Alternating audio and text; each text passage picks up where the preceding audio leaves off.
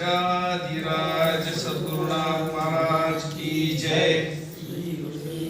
ಶ್ರೀ ಗುರುದೇವ ದತ್ತ ನನ್ನ ಆರಾಧ್ಯ ಗುರುಗಳಾದ ಅನುಷ್ಠಾನ ಮೂರ್ತಿಗಳು ಶಾಂತಶೀಲಗಳಾದ ಶ್ರೀಮದ್ ಜಗದ್ಗುರು ಶ್ರೀ ಮಲ್ಲಿಕಾರ್ಜುನ ಶಂಕರ ಶಿವಾಚಾರ್ಯರ ಪಾದ ಪದ್ಮಕ್ಕೆ ಅನಂತ ಕೋಟಿ ಭಕ್ತ ಪ್ರಣಾಮಗಳನ್ನು ಸಲ್ಲಿಸುತ್ತಾ ಈ ದಿವ್ಯ ಸನ್ನಿಧಿಯ ಮೇಲೆ ಉಪಸ್ಥಿತರಿರುವ ಎಲ್ಲ ಮಹಾರಾಜರ ಪಾದ ಪದ್ಮಕ್ಕೂ ಅನಂತ ಕೋಟಿ ಭಕ್ತ ಪ್ರಣಾಮಗಳನ್ನು ಸಲ್ಲಿಸುತ್ತಾ ಭಕ್ತಿ ಚೈತನ್ಯ ಮೂರ್ತಿ ಬಸ್ಮೆ ಮಹಾರಾಜರ ಪಾದ ಪದ್ಮಕ್ಕೂ ಅನಂತ ಕೋಟಿ ಭಕ್ತ ಪ್ರಣಾಮಗಳನ್ನು ಸಲ್ಲಿಸುತ್ತಾ ಈ ಕಾರ್ಯಕ್ರಮಕ್ಕೆ ದಿವ್ಯ ವೇದಿಕೆಯ ಸಾನ್ನಿಧ್ಯವನ್ನು ವಹಿಸಿರ್ತಕ್ಕಂಥ ಶಿವಾನಂದ ಮಹಾರಾಜರ ಪಾದ ಪದ್ಮಕ್ಕೂ ಅನಂತ ಕೋಟಿ ಭಕ್ತ ಪ್ರಣಾಮಗಳನ್ನು ಸಲ್ಲಿಸುತ್ತಾ ಈ ಕಾರ್ಯಕ್ರಮಕ್ಕೆ ಆಗಮಿಸಿರ್ತಕ್ಕಂಥ ಎಲ್ಲ ತಾಯಂದಿರಿಗೂ ಶರಣವ್ರಿಗೆ ಎಲ್ಲರ ಪಾದ ಪದ್ಮಕ್ಕೂ ಅನಂತ ಕೋಟಿ ಭಕ್ತ ಪ್ರಣಾಮಗಳು.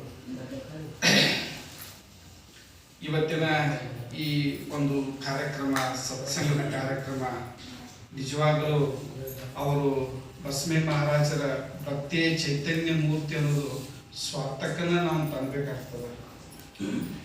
ಯಾಕಂತಂದ್ರೆ ರೀ ಇವತ್ತು ಆಷಾಢ ಮಾಸದ ಮುಂದಿನ ವಾರ ಗುರು ಪೂರ್ಣಿಮೆ ಅದ. ಆ ಗುರು ಪೂರ್ಣಿಮೆ ಎಷ್ಟು ಮಹತ್ವ ಐತಿ, ಎಷ್ಟು ಶ್ರೇಷ್ಠ ಐತಿ, ಎಷ್ಟು ಪವಿತ್ರ ಐತಿ, ಎಷ್ಟು ಮಂಗಳಕರವಾಗಿದ್ದಪ್ಪ ಅಂತಂದ್ರೆ ಅದನ್ನ ಎಷ್ಟು ವರ್ಣಿಸಿದ್ರು ಕಡಿಮೆ. ಗುರು ಪೂರ್ಣಿಮೆ ದಿವಸ ನಾವೆಲ್ಲರೂ ಏನ್ ಮಾಡ್ತೀವಿ, ಗುರುವಿನ ಹಿರಿಮೆಯನ್ನು ನೋಡ್ತೀವಿ, ಗುರುವಿನ ಪ್ರಾಮುಖ್ಯತೆಯನ್ನ ಕೇಳ್ತೀವಿ, ಗುರುವಿನ ಕೊಂಡಾಡ್ತೀವಿ. ನಮ್ಮ ಗುರುವನ್ನ ನಾವು ಕೊಂಡಾಡ್ತೀವಿ. ನಮ್ಮ ಗುರುಗಳ ಶಿವಗಳ ಶಾಂತ ಸ್ವರೂಪಗಳ ಅನುಷ್ಠಾನ ಮೂರ್ತಿಗಳ ಇಂಥ ಸಮರ್ಥ ಮಹಾರಾಜರ ನಾಮಾವಳಿಗಳನ್ನ ಜಪಿಸ್ತೀವಿ, ಅವರ ಪವಾಡಗಳನ್ನ ಕೇಳ್ತೀವಿ, ಮತ್ತ ನಮ್ಮ ಭಕ್ತಿಯ ಭಾವನವನ್ನು ನಾವು ಮಾಡ್ಬಿಟ್ಟು ಗುರು ಪೂರ್ಣಿಮೆ ದಿನ ಬಹಳ ಮಹತ್ವದ್ದು ಏನಪ್ಪಾ ಅಂತಂದ್ರೆ ರೀ, ನಮ್ಮ ಪರಮಾತ್ಮನನ್ನ ನಾವು ದರ್ಶನ ಮಾಡ್ಕೋಬೇಕಾದ್ರ, ದಿವ್ಯ ಸ್ವರೂಪವನ್ನ ನಾವು ತಿಳ್ಕೋಬೇಕಾದ್ರ ಅದು ಯಾರಿಂದ ಸಾಧ್ಯ ಆಗೈತಪ್ಪ ಅಂತಂದ್ರ ಗುರುವಿನಿಂದ ಮಾತ್ರ ಸಾಧ್ಯ ಆಗೈತಿ. ನಿಜವಾಗ್ಲೂ ಬಹಳ ನಮ್ಗೆ ಸಂತೋಷ ಅನಿಸ್ತದೆ. ನಿಮ್ಮ ಬಸ್ಮೆ ಪರಿವಾರದವರು ಇಂಥ ಒಂದು ದೊಡ್ಡ ಸತ್ಸಂಗದ ಕಾರ್ಯಕ್ರಮವನ್ನ ಈ ರೀತಿ ನೀವು ನಡೆಸ್ಕೊತ ಬಂದಿರೋದು ನಮಗೆ ಬಹಳ ದೊಡ್ಡ ಸಂತೋಷ ಅನಿಸ್ತದೆ. ನಮ್ಮ ಬದುಕಿನ ಆತ್ಮೋದ್ಧಾರ ಆಗ್ಬೇಕಾದ್ರೂ ಗುರು ಬೇಕು. ನಮ್ಮ ಗುರು ನೀವು ಹಂಗ ಹುಡುಕ್ಯಾಡ್ಕೊತ ಹೋದ್ರೆ ಎಂದೂ ಸಿಗುದಿಲ್ಲ. ಹುಡುಕ್ಯಾಡ್ಕೊತ ಹೋದ್ರೆ ಎಂದೂ ಗುರು ಸಿಗುದಿಲ್ಲ. ಹೆಂಗ ಗುರು ಸಿಗುತ್ತಾರಪ್ಪ ಅಂತಂದ್ರ ನಾವು ಮಾಡುವಂತ ನಿರ್ಮಲವಾದ ನಿಷ್ಕಳಂಕ ಭಕ್ತಿಯ ಪ್ರೇಮಗಳಿಂದ ಗುರು ನಮಗೆ ದಯಪಾಲನೆ ಹಾಕಾನ, ಗುರು ನಮಗೆ ಸಿಗ್ತಾನ. ಇವತ್ತು ನೋಡ್ರಿ, ನನಗೆ 2 ನಿದರ್ಶನಗಳು ಕಂಡು ಬಂದವು.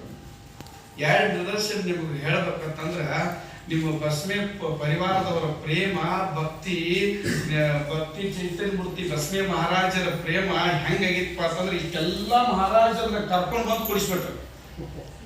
ನೋಡ್ರಿ ಎಂತ ಭಕ್ತಿ, ಎಂತ ಪ್ರೇಮ ನೋಡ್ರಿ. ಮಹಾರಾಜರು ಎಲ್ಲರೂ ಬಂದು ಕೂತಾರ, ಅವರೆಲ್ಲ ಈಗ ಕುತ್ಕೊಂಡು ನಮ್ಗೆಲ್ಲ ಅದ್ರ ಆಶೀರ್ವದಿಸ್ತಿರ್ತಾರೆ. ಒಬ್ಬ ಭಕ್ತನಾದವನಂತೇಳಿ ಹೆಂಗಿರ್ಬೇಕಪ್ಪ ಅಂತಂದ್ರೆ ಗುರು ತಾನಾಗೆ ಹುಡ್ಕೊಂಡು ಬರಬೇಕು. ಇವರು ತಾನಾಗಿ ಹುಡ್ಕೊಂಡು ಬಂದರು, ಓಡೋಡಿ ಬಂದೈತಲ್ಲ ಇಲ್ಲಿ ಸತ್ಸಂಗದ ಕಾರ್ಯಕ್ರಮದ ನಾವು ನಿಮ್ಮಂಥವ್ರನ್ನೆಲ್ಲ ಹಾರೈಸಿರ್ತಾರೆ. ಅದೇ ತೆರನಾಗಿ ಇನ್ನೊಂದು ನಿದರ್ಶನ ನಮ್ಗೆ ಹೇಳ್ಬೇಕಂತಂದ್ರೆ, ನನ್ನ ಒಂದು ಕಲ್ಪನಾದಾಗ ಹೇಳ್ಬೇಕಂತಂದ್ರೆ ನಮ್ಮ ಗುರುಗಳು ಮಲ್ಲಿಕಾರ್ಜುನ ಶಂಕರ ಶಿವಾಚಾರ್ಯರು ಇವತ್ತ ನಮ್ಮ ಬೋಜುವನ್ನ ಹೂಗಾರವ್ರು 70ನೇ ತಿಂಗಳದ ನಾವು ಗುರುವಂದನ ಕಾರ್ಯಕ್ರಮ ನಾವು ಮಾಡ್ತೀವಿ 28ನೇ ತಾರೀಕು. ಆ ಬೋಜುವನ್ನ ಹೂಗಾರವರು ಅಪ್ಪಾಜಿಗಳ ಪರಮ ಭಕ್ತರು, ಸೇವೆಯನ್ನು ಮಾಡಿದರು, ನಿಷ್ಕಳಂಕ ಪ್ರೇಮ ಭಕ್ತರ. ಸಂದರ್ಭ ಹೆಂಗ ಬತ್ತಪ್ಪ ಅಂತಂದ್ರ ಅವರನ್ನ ಹುಡ್ಕೊಂಡು ಗುರುಗಳಿಗೆ ಅಲ್ಲಿ ಬಂದು ಕಾರ್ಯಕ್ರಮ ನಡೆಸುವಂತ ಸಂದರ್ಭ ಬಂದೈತಿ. ಈಗ ನಡೆದವ್ರು 70ನೇ ತಿಂಗಳ ಕಾರ್ಯಕ್ರಮ ಇವತ್ತು ನಡೆದೈತಿ. ನನಗೆ ಅನಿಸಿದ್ ಏನಪ್ಪಾ ಅಂತಂದ್ರ ನಿಜವಾದ ಭಕ್ತಿ ಎಲ್ಲಿ ಐತಪ್ಪ ಅಂತಂದ್ರೆ ನಿಮ್ಮಂತ ಬಸ್ಮೆ ಪರಿವಾರದಲ್ಲಿ ಐತಿ. ನೋಡ್ರಿ, ಎಲ್ಲಾ ಮಹಾರಾಜರನ್ನ ತಗೊಂಡ್ ಬಂದು ಎಲ್ಲ ನೀವು ಕುಣಿಸ್ಬಿಟ್ಟಿರಿ. ಇದಕ್ಕೊಂದ ಶಕ್ತಿ ಅಂತಾರೆ. ಬಸ್ಮೆ ಮಹಾರಾಜರ ಶಕ್ತಿ ಏನೈತಪ್ಪ ಅಂತಂದ್ರ ಇದ ಶಕ್ತಿ ನಿರಂತರವಾಗಿ ನಿಮ್ಮದ ಸಾಗ್ಯದ. ನಾವು ಗುರು ಪೂರ್ಣಿಮೆ ದಿವಸ ಮಾತ್ರ ನಾವು ಏನೈತಪ್ಪ ಅಂತಂದ್ರ ಮಾಡ್ತಾ ಇಲ್ಲ. ಇಲ್ಲಿ ಈ ಗುರು ಪೂರ್ಣಿಮೆ ದಿವಸ ಮಾತ್ರ ಗುರುವಿನ ನೀವು ಉಪದೇಶವನ್ನು ಮಾಡ್ತಾ ಇಲ್ಲ, ವರ್ಣನೆಯನ್ನು ಮಾಡ್ತಾ ಇಲ್ಲ, ಅವರ ಗುಣಗಾನ ಮಾಡ್ತಾ ಇಲ್ಲ. ದಿನನಿತ್ಯ ನಿಮ್ಮಲ್ಲಿ ನಡೆದದ. ಇದಕ್ಕಿಂತ ಪುಣ್ಯದ ಫಲ ಇನ್ನೊಂದು ಹೇಳಿದ್ದೆ. ಯಾವ ಪುಣ್ಯದ ಫಲವನ್ನ ನಾವು ಪಡಿಬೇಕಂತಂದ ಶಾಸ್ತ್ರದಾಗ ಹೇಳ್ಯಾರು, ಋಷಿಮುನಿಗಳು ಹೇಳ್ಯಾರು, ಅದನ್ನ ಇಲ್ಲಿ ನಾವು ಪಡ್ಕೋಕತ್ತೀವಿ. ಅಂಥದ್ದನ್ನು ನಮಗೆ ಏನು ಮಾಡಿದ್ರು ಬಸವ ಮಹಾರಾಜರು ಇವತ್ತು ನಮಗೆ ಉಣಬಡಿಸಾಕತ್ತಾರೆ. ಉಪನಿಷತ್ತದಾಗ ಹೇಳ್ಯಾರಿ, ಗುರು ಅಂದ್ರೆ ಯಾರಪ್ಪ ಅಂತಂದ್ರ ಗು ಅಂತಂದ್ರ ಅಜ್ಞಾನ, ಕತ್ತಲೆ, ಅಂಧಕಾರ. ನಮ್ಮಲ್ಲಿರ್ತಕ್ಕಂಥ ಅಜ್ಞಾನ, ಕತ್ತಲೆ, ಅಂಧಕಾರವನ್ನ ರು ಅಂದ್ರೆ ಹೋಗಲಾಡಿಸವ, ತೊಡೆದು ಹಾಕುವ, ಕತ್ತರಿಸವ. ಎಷ್ಟು ಶಬ್ದಗಳ ವಿಂಗಡಣೆ ಮಾಡ. ಯಾವ ಗುರು ನಮ್ಮ ಬದುಕಿನಲ್ಲಿ ಆಧ್ಯಾತ್ಮಿಕ ಹಾದಿಯಲ್ಲಿ ಸರಿಯಾದ ಮಾರ್ಗದಲ್ಲಿ ನಡೆಸುವಂಗ ಮಾಡಿ ಸರಿಯಾದ ಮಾರ್ಗಗಳನ್ನ ಯಾರು ಸೂಚಿಸ್ತಾರೆ ಅವ್ರಿಗೆ ಗುರುಗಳು ಅಂತ ಉಪನಿಷತ್ತದೊಳಗೆ ಹೇಳ್ಯಾರ. ಮತ್ರಿ ಸಂಸ್ಕೃತದಾಗ ಹೇಳ್ಯಾರಿ, ಗುರು ಅಂದ್ರೆ ಯಾರು ಅಂತಂದ್ರೆ ಯಾರು ಅಂತ ಹೇಳ್ಯಾರಪ್ಪ ಅಂತಂದ್ರೆ ಭಾರವಾದ ವಸ್ತುವಿಗೆ ಗುರುವಿಗೆ ಹೋಲಿಸ್ಯಾರ. ಭಾರವಾದ ವಸ್ತು ಯಾವ್ದಪ್ಪ ಅಂತಂದ್ರೆ ಗುರು ಅಂತ ಹೇಳ್ಯಾರ. ಹಾಗಾದ್ರೆ ಭಾರವಾದ ವಸ್ತು ಯಾವುದು? ಯಾರು ಜ್ಞಾನದಲ್ಲಿ ಭಾರ ಆಗಿರ್ತಾರೋ ಅಂಥವ್ರಿಗೆ ಗುರುಗಳು ಅಂತ.